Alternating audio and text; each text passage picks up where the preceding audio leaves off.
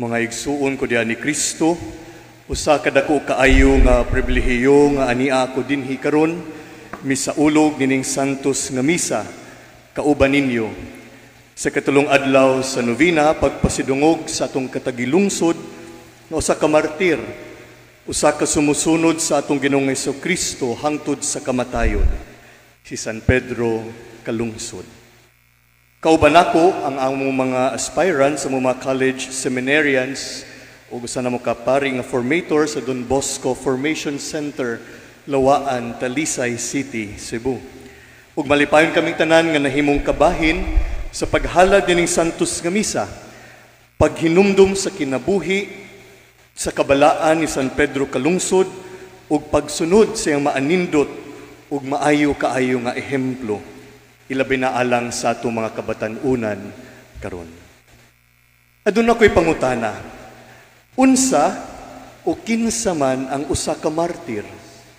Who is a martyr? Kung makadungog kita sa pulong nga martir, unsa man ang musuludayon sa atong hunahuna? Maybe para sa mga kabatan-unan, ma-express nila ang ilang pagsabot sa pulong nga martir, pinaagi sang gitawag nilang hugot lines. Adunay miingon, nagmahal, nasaktan, nag-move on. Ang uban miingon, nagbahal, nasaktan, at nagmahal ulit. Nubahalag sakit kaayo, padayon gihapon sa paghigugma. Adunay uban nga miingon, ayaw pangitag tao nga makasabot nimo. Pangita og tao nga bisan og dili ka masabtan, dili gihapon ka biyaan. Maninuod man, oy. Napoy mga miingon, ang taong nindot ampingan, kaya ang tao nga pangitaon ka, bisan wala siya'y gikinahanglan. Apan mga kaigsuunan, unsa man o kinsa man ang usa ka martir. Ang pulong martyr in English nagagikan sa pinulungang Griego nga buot pasabot niini witness o saksi, especially referring to someone who gives testimony or evidence in a court of law.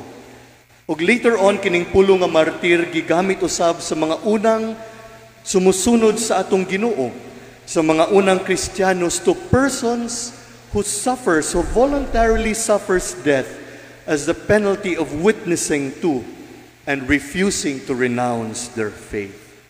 Kini sila gilutos, miagi og mga kalisdanan og pag-antos, tungod og alang silang pagtuo og pagsalig sa atong Ginoo. Ang atong mga pagbasa karong adlaw nagpahinumdom kanato mahitungod sa mga sugo, sa mga balaod ug paggiya sa Dios alang kanato nga iyang gihatag pinaagi sa katawhan sa Israel. Mao kini ang gisangyaw sa unang pagbasa, kung diin si Moises may pahinumdom sa katawhan sa pagpaminaw sa pulong sa Dios, pagsunod ug pagpuyo sa iyang makasuguan aron sila mabuhi nga malaumon ug malinawon sa yuta nga gisaad alang kanila. Kining pag-awhag ni Moises alang sa katawhan sa Israel, alang usab nato karon. No, kung atong balikan ang napulo kasugo, the 10 Commandments, makahinumdum pa ba kita o nakamemorize ni ini? No? Unsa man ang una nga commandment? No? Higugmaa ang Dios labaw sa tanan ug ayaw pagsimba, no, sa lain nga Dios. Ikaduhang sugo, second commandment, o test, o saan second commandment, ayaw gamita ang ngalan sa Diyos sa pagpasipala. Third commandment, no, balaana ang adlaw nga igpapahulay. Ikaupat, tahura ang imong amahan o inahan. Fifth commandment, no, seminarians, o sa may fifth commandment, o na iniingon ana, o sa may ayaw pagpatay, no? Sixth commandment, ayaw panapaw. The seventh commandment, ayaw pangawat. Ikawalo, ayaw pagbutang-butang sa imong isig katao. Ikasiyam, ayaw kaibgi ang asawa sa imong isig katawo. O ikanapulo, ayaw kaibgi ang mga kabutang sa imong isig katawo. The Ten Commandments.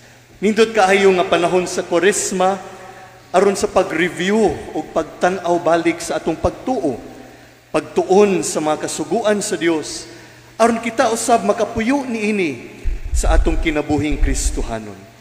O kining mga sugo sa Dios is a way of responding to the God of the covenant.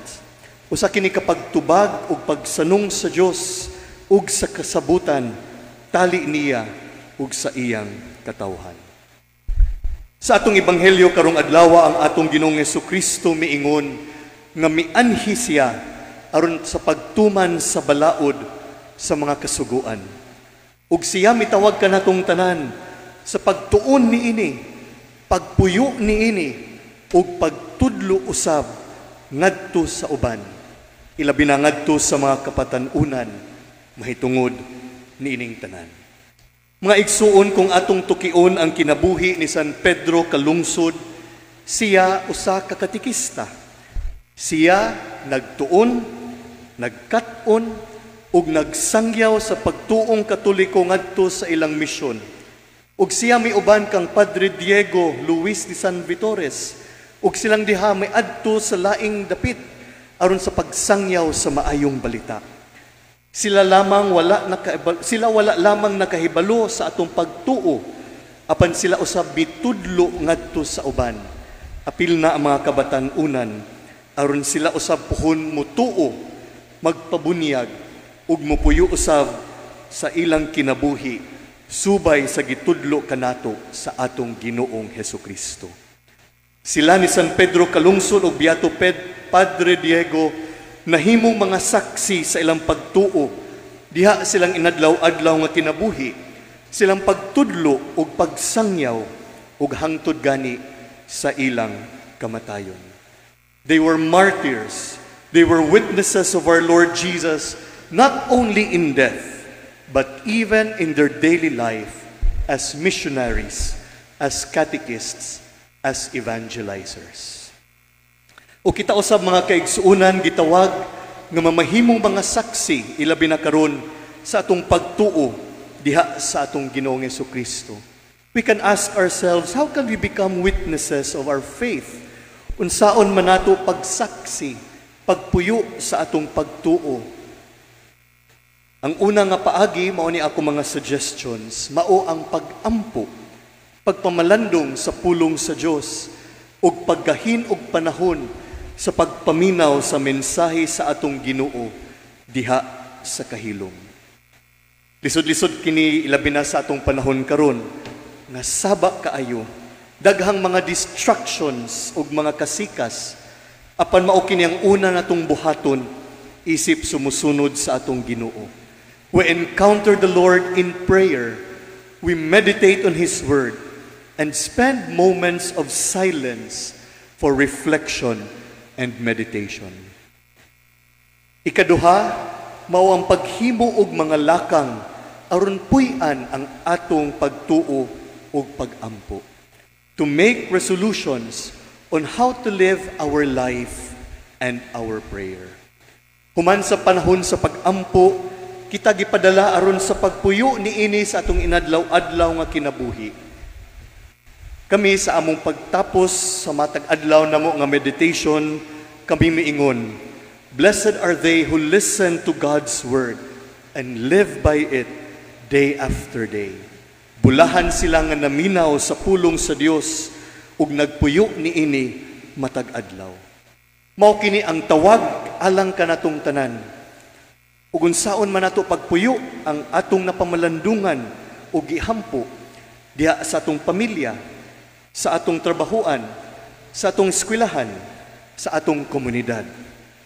Good resolutions are important in our life of faith, for they are the fruits of our prayer and reflection.